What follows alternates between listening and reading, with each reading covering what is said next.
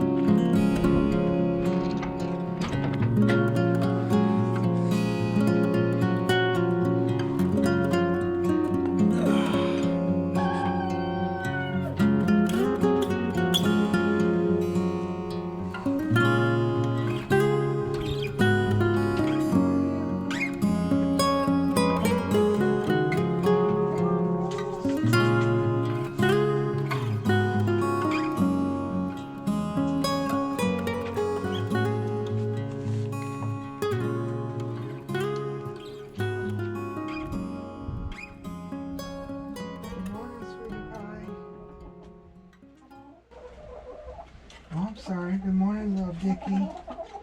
Good morning, Adrian. Good morning, Sweetie Pie. Good morning, Sugar. Good morning, Rocky. Good morning, White Wings.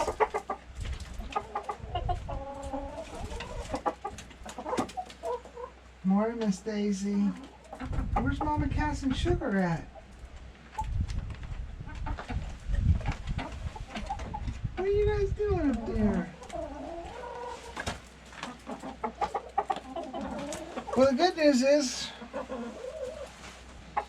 they survived.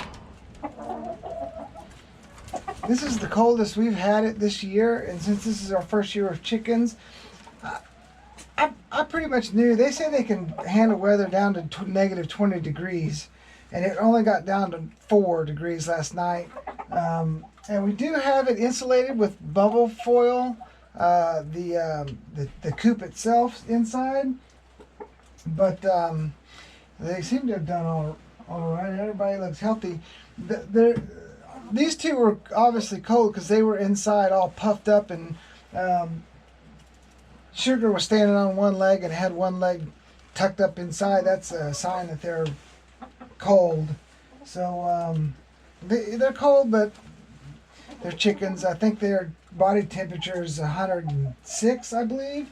So they're a little more warm-blooded than we are, and they have feathers to keep them warm. So I'm glad everybody did well last night.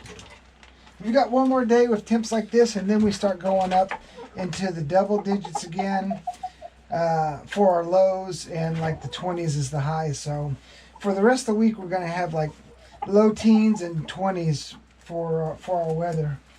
There is one thing that I want to point out to everybody, and we're going to do in springtime, we're going to do a review on the whole coop on what we like and what we don't like. And I'll just give you a spoiler alert, is our watering system isn't working in temperatures like this. So let me see if I can get closer. So what we have here is we've got a heat wire that goes across our pipe from our rain catchment. The heat wire keeps the water from freezing in the pipe itself, but the cups that we have, obviously these cups are freezing. So we're having to bring out water several times a day. I knew we got down like this, like a week or 2 weeks, we'll get down into the low teens or single digits. That pretty much happens every year. But obviously that's not going to work for weather like this. So we have to bring the water out every day. So we may also think about doing like a heated bowl, so we don't have to just continuously come out here. Although when it gets cold like this, I guess you should come out here, and even your heated bowl could fail. So you're still going to have to come out and check to make sure your chickens have water, because they can't go a whole day without water or they'll die. They need water that much. So they're just wanted to throw that out there for those of you who haven't had chickens or are thinking about getting chickens. Winter time's obviously a rough time for chickens and any other type of animal that you have. So we're just kind of bringing to light some of the things that we're finding on our journey. So that lamp there is just a regular, it's a LED light in it. It's not high, but they tend to want to get up there and get underneath it. So obviously it's putting out a little heat, but you see how let me see if I can get a better angle on them. See how she's got her feathers all puffed up and she's got her head drawn in. That's just saying, hey, I'm cold. So we'll keep the light on. They can come and hang out by the light and warm up.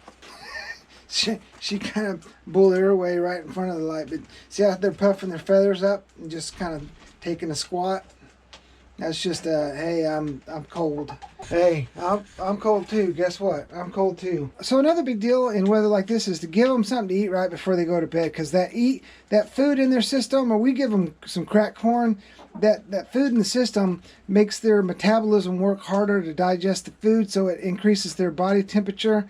So that's another way to keep them warm at night. But if you give them cracked corn or a big meal but right before they go to bed, they're going to need to drink a lot of water to process all that. So be sure you give them water if you're giving them like cracked corn before bedtime.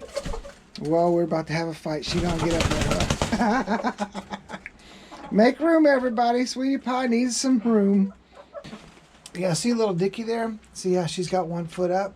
She's just saying, I'm cold. I got one foot up in the air. Then she'll switch feet. But the majority of them are all just fluffing up and popping a squat. Quick update. The heat wire kept the pipe from freezing, but the barrel completely froze.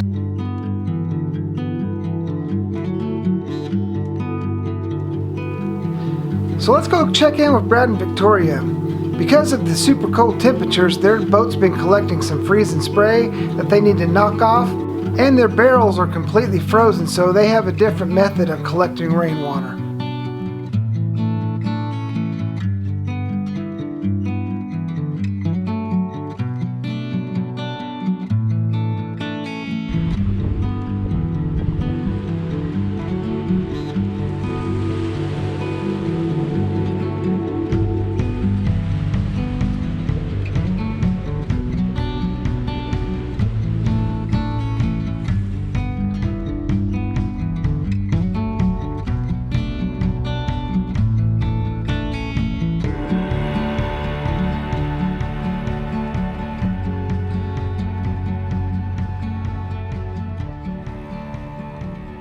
Now, if anybody online can guess what this is covered in ice, leave a comment below.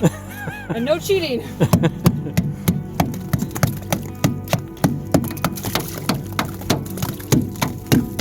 There you go. That's what it looks like covered in inch and a half ice.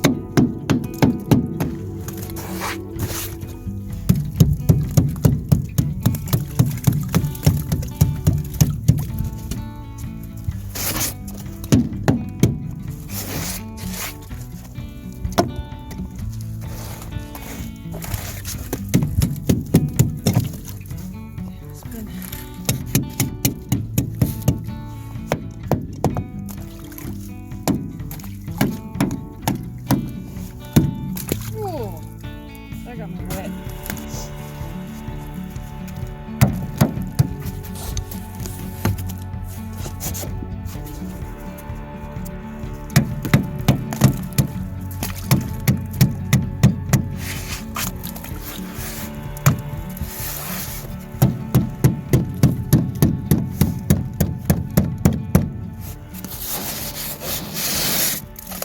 Okay, there is a reference.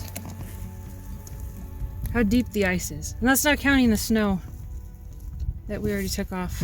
Okay. I have a bucket, a bag that we use to collect wood that we're actually going to put ice in.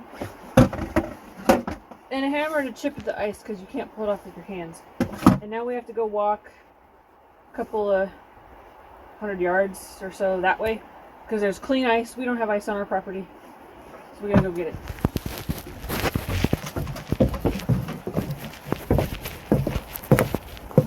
Oh, and it's like 10 degrees outside. Now, oh, it's going everywhere. How am I gonna pick that up? Take that one. Take what one? This one. A giant one? Yeah. But it's too big. That is a very, very big piece of ice.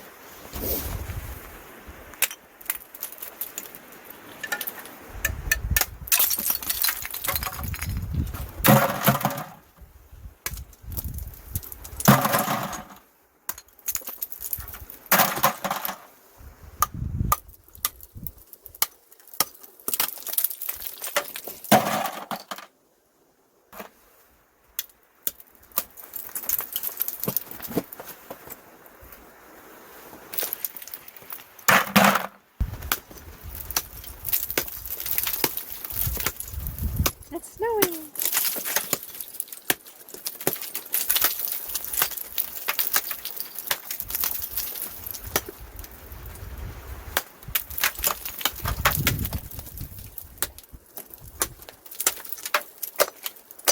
Oh, hollow.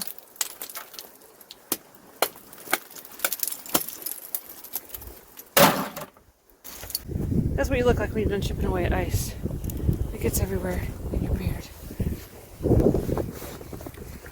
Now we gotta go home with our load of ice. We got ice from the hill in a bag and a bucket, and we have to melt it.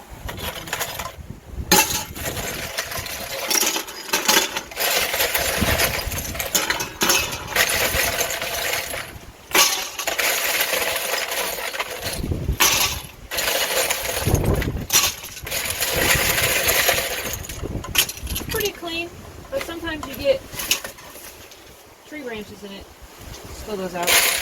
We'll show you later how we screen it, but we just gotta fill the bucket for now.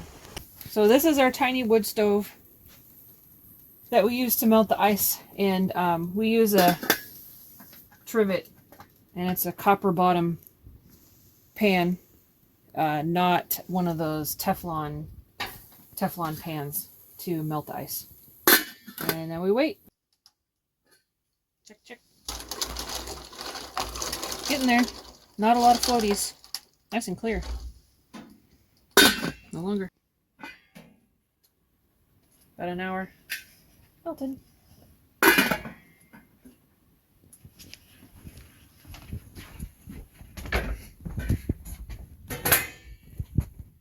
screen gets the big chunks.